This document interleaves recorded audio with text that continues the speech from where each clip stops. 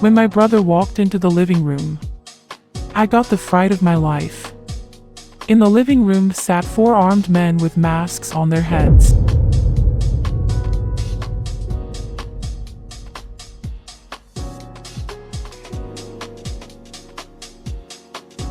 My name is Bibi and I would like to tell my story about my brother who was murdered during his Tinder date in Colombia. My brother went on holiday to Colombia for 3 months. He was a very ambitious young man with many dreams. He wanted to fight poverty in Colombia with projects to give young people in particular a chance. I had contact with my brother every day. We were very close. He told me that he was looking for love in his life. He told me that he had met a beautiful young lady on Tinder that he had been chatting with for a few weeks. Her name is Carolina. My brother said that Carolina invited him for a date at her house. She was going to cook for him. First they would meet in the park, Parque de Bolivar. The date took place on a Sunday. I asked my brother that I had a bad feeling and told my brother not to go. My brother reassured me and jokingly said, "You're afraid if I have a wife. I no longer have time for my dear sister. Family always comes first," he said then. To reassure me, my brother had set up a live stream on his phone so that I could watch the date live. He placed the phone in his shirt pocket. I agreed.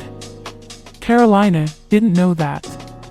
It all started out nice. I saw them eating ice cream together in the park. I found Carolina very nervous and acting strangely. After eating the ice cream, she wanted to go straight to her house, while my brother still wanted to stay outside. Finally, my brother agreed to go to Carolina's house. They went by taxi to a kind of slum and walked into a dilapidated old house. Carolina walked in first and told my brother to wait in the living room.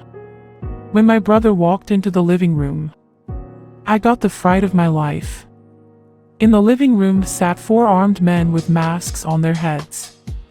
My brother tried to flee. Unfortunately, that didn't work. I saw how my brother was first beaten half to death because he refused to cooperate. They asked for money and his jewelry. I heard my brother scream. And then I heard a shot. And a few seconds later I looked the criminal straight into his eyes. He picked up the phone from the floor. And then the connection was lost. I never saw my brother again. His body was never found. And the perpetrators are still missing. This was my story.